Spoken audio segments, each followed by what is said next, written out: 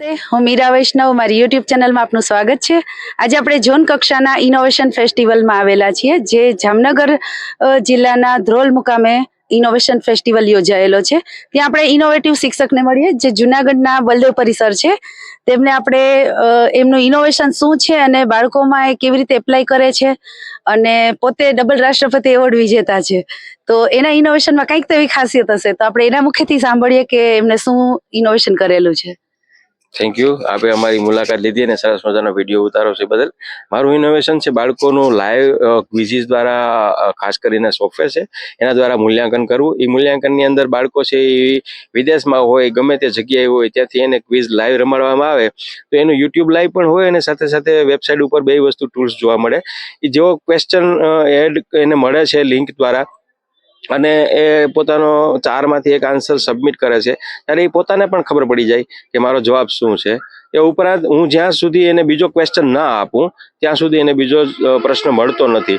બીજો ક્વેશ્ચન આપવામાં આવે. આવા લાઈવ ક્વિઝો જબરદસ્ત રમાડેલી છે. એ યુટ્યુબ મારી જે છે બલદેવપરી લખીને યુટ્યુબમાં સર્ચ કરશો, અથવા www.baldevpuri.com ઉપર જોશો તો ત્યાં પણ તમને જોવા મળશે.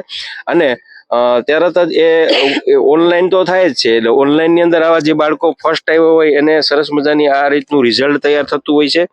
ઉપરાંત બાળકો તમે જુઓ તો અહીંયા જે રિઝલ્ટ આવતા હોય, આ રીતના રિઝલ્ટના અમે સરસ મજાના બેનર બનાવીને અમારી વેબસાઇટ ઉપર મૂકતા હોય, જેથી બાળકો પ્રોત્સાહિત થાય, એને સન્માન મળે. અને 1 થી 5 ક્વિઝમાં જો બાળકો સતત ફર્સ્ટ આવ્યો હોય તો એને અમે ઇનામ વિતરણ પણ કરીએ છીએ, અને એવા કેટલાય બાળકોને ઇનામ વિતરણ કરી ચૂક્યો છું. ઉપરાંત આ ઓફલાઈન રમાડવું હોય, શિક્ષક ઓનલાઈન પણ બાળક ઓફલાઈન, તો આ રીતનું એક QR કોડ છે એ તૈયાર થયેલો છે. અને QR કોડની અંદર 60 બાળકોનું મૂલ્યાંકન થઈ શકે. એમાં અહીંયા ABCD એવું લખેલું છે.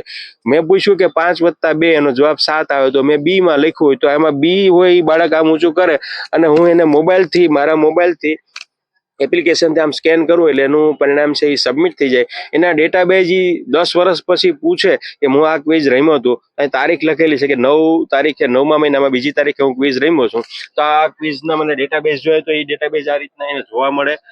પ્રશ્ન વાઇઝ જોવા મળે, સ્ટુડન્ટ વાઇઝ જોવા મળે, કેટલા માર્ક મળ્યા તે જોવા મળે, કેટલી મિનિટની અંદર વિદ્યાર્થી રમ્યો છે એ ખ્યાલ આવી જાય. એટલે સરસ મજાનું ટૂલ્સ છે ને એમાં અમે 4 વાતોની ઇનોવેટિવ એડ કરી છે. ટૂલ્સનું કામ કરે છે, પણ ટૂલ્સની સાથે માનવી અભિગમ સાથેનું એક કામ અમે એમાં આદર્યું છે.